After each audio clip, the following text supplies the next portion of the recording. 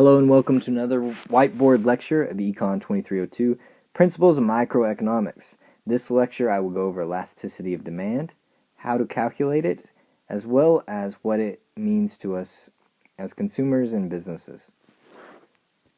So before I begin, let me pull in the equation for elasticity of demand. And this is price elasticity of demand, actually. And I'm going to drop in that equation up at the top of our whiteboard. You can find this equation in Chapter 6 of your book, as well as the PowerPoints. Now, in order to do this calculation, we need to know the percentage change in quantity demanded, as well as the percentage change in price. You should have gone over that in Chapter 4 by now, but we're going to do a quick refresher in order to calculate this. So, before we begin, let's go and revisit our demand curve.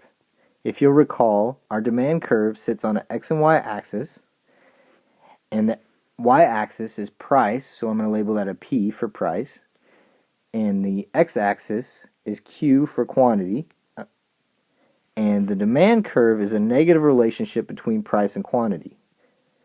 I'm going to go ahead and label that as D1. Now let's just say this particular demand curve was our demand for tacos. And let's say at a price of $3, we are willing to buy 10 tacos.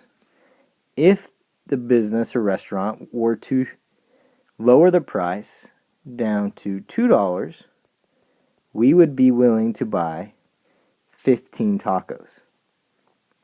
From here we can calculate a lot of things. Let's go ahead and write down our variables so we can refer to them in a second. Let's call the $3 right here P1 and the $2 P2. So I'm going to go ahead and put up here P1, price 1, equals $3, and P2 equals $2. Now let's call these two down here Q1 and Q2, these two particular quantities. Now you can simply look at this and see that a $1 decrease led to an increase of 5 tacos. But we want to actually see what the percentage change was, as well as how responsive we were to the price change. In order to do that, we actually need to use the equation and calculate it out.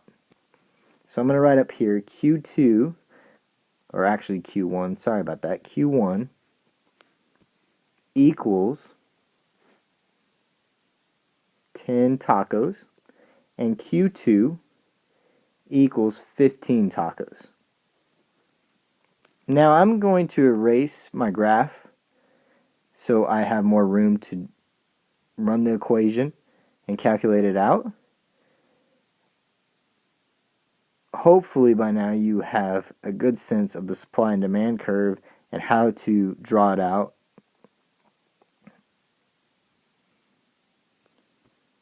Alright, now I can actually calculate out percentage change in quantity demanded as well as percentage change in price.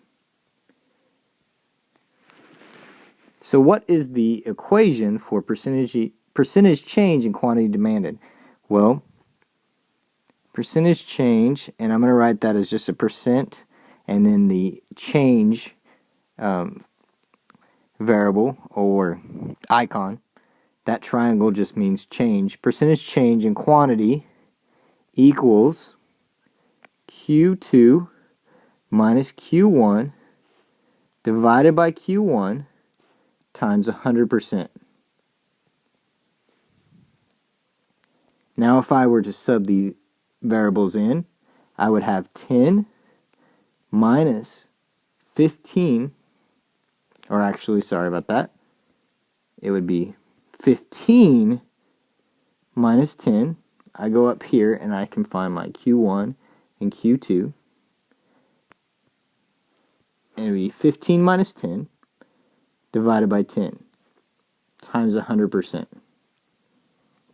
And if I were to calculate that out, it would be 5 divided by 10, which would equal 0.5, times 100% would give me 50%. I'm going to go ahead and write that up here so we can refer to that in just a little bit. So percentage change of quantity equals 50%. I'm going to go ahead and erase this equation. And feel free to pause at any time, go back and forth, look at how I calculated it and where I got the variables from. As always, you can email me. My email address is jkemper@southplainscollege.edu. You can also ask me questions on Twitter. My Twitter handle is @MrKemper. I don't get too many questions, so I just have to assume that you are all-knowing, and just by reading the text as well as watching the videos, you're able to comprehend everything. But if you do have any questions, feel free to contact me. Alright, now let's calculate percentage change of price. We already have the percentage change in quantity. It's a very similar equation.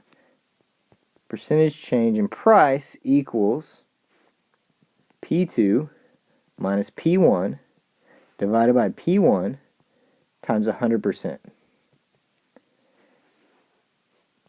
And if I were to sub in these variables right here, we have P1 equals $3, P2 equals $2. I have $2 minus 3 divided by 3 times 100%. This would be negative 1 divided by 3 times 100%. It actually comes out to negative 0.33333 times 100%, or negative 33.3%.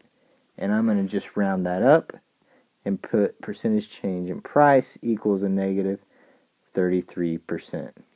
I'm going to go ahead and erase this equation so we have room to do the elasticity of demand. Finally, we're to the point where we can calculate elasticities of demand.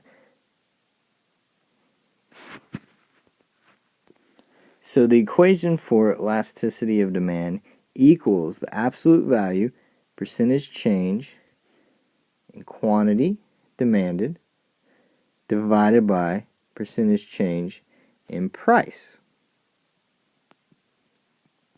In other words, it equals out to be this 50% divided by negative 33%. So let's calculate that out. Sub in our variables. We have 50 absolute value divided by negative 33, which would come out to be 1.52. What does this tell me if I have elasticity of demand of 1.52? Well, if you'll refer to chapter 6, you'll know that anytime we have elasticity of demand greater than 1, then this particular good is elastic.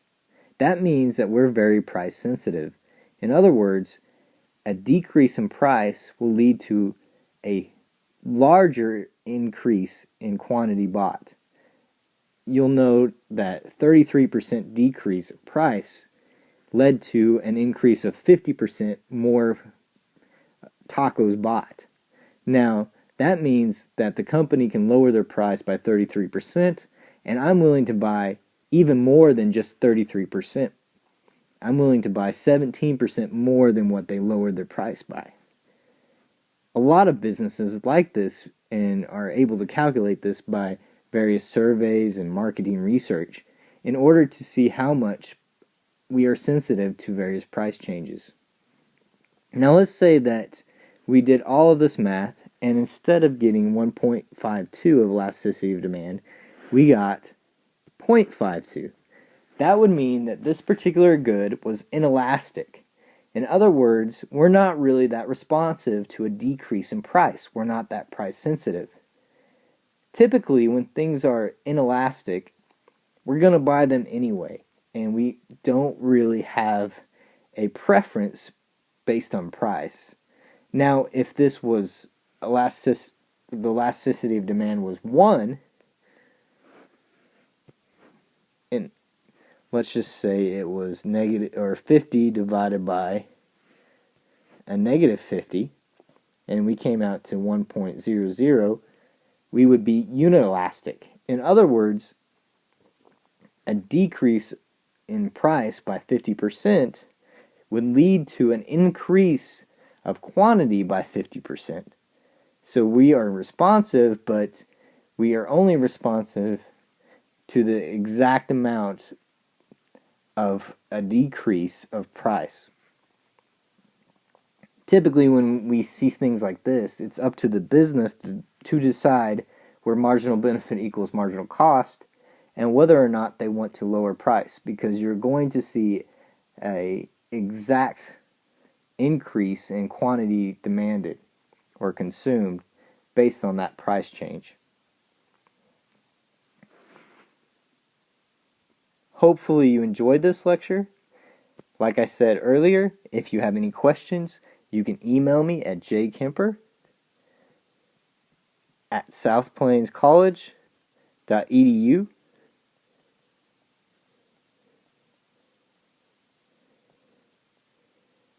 or you can hit me up on Twitter at Mr. Kemper.